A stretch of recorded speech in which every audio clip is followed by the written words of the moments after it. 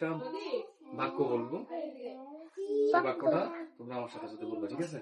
বলো, ছন দিয়ে ঘর গড়ি, ছন দিয়ে ঘর গড়ি, ছন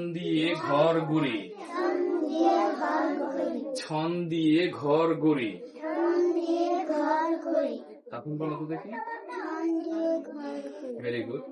এরপর অপ্রিয় বলো তো। ভেরি গুড, তোমরা বলতে পারছো। এখন আমরা শুরুতে দেখো শব্দটা ছিল কি ছন। এখন বলো ছন, ছন, ছন, ছন, ছন। তুমি বলো দেখি। Very good. মিনহাজ আহমেদ বলতো ছন। Very good.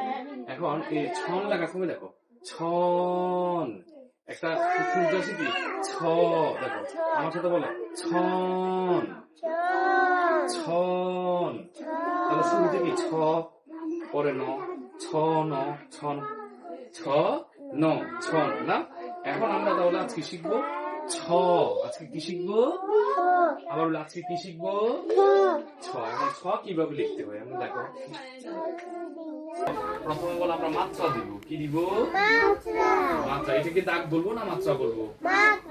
ভেরি গুড, মাত্রা বলবো। এরপর দেখো এই যে এখানে মাঝ বরাবর, এই মাত্রা মাঝ বরাবর নিচের দিকে নামবো। এরপর একটু ঘুরে উপরে উঠে এখান থেকে আবার ঘুরিয়ে এসে এভাবে নিচের দিকে নাম, ঠিক আছে? এটা এবার বলবো আমরা ছ, ছ, ছ, ছ। এদিকে থাকে বলো ছ, ছ। এখন আমরা লেখার সময় নিশ্চয়ই খেয়াল করেছিলাম ছর উপরে পুরোটার উপরে মাত্রা আছে না? তাহলে ছকে বলবো আমরা পূর্ণ মাত্রা। কি মাত্রা? পূর্ণ মাত্রা। ছ আর পুরোটার উপরে মাত্রা আছে না? তাহলে এটা এই বর্ণটার নাম বলতো পূর্ণ মাত্রার বর্ণ। কি মাত্রার বর্ণ? পূর্ণ মাত্রার বর্ণ। এখন আমার সাথে সাথে আমরা 5 বার করে বলবো ছ, ছ, ছ, ছ, ছ। সবাই একসাথে ছ। পায়েল মজুমদার বলো তো দেখি।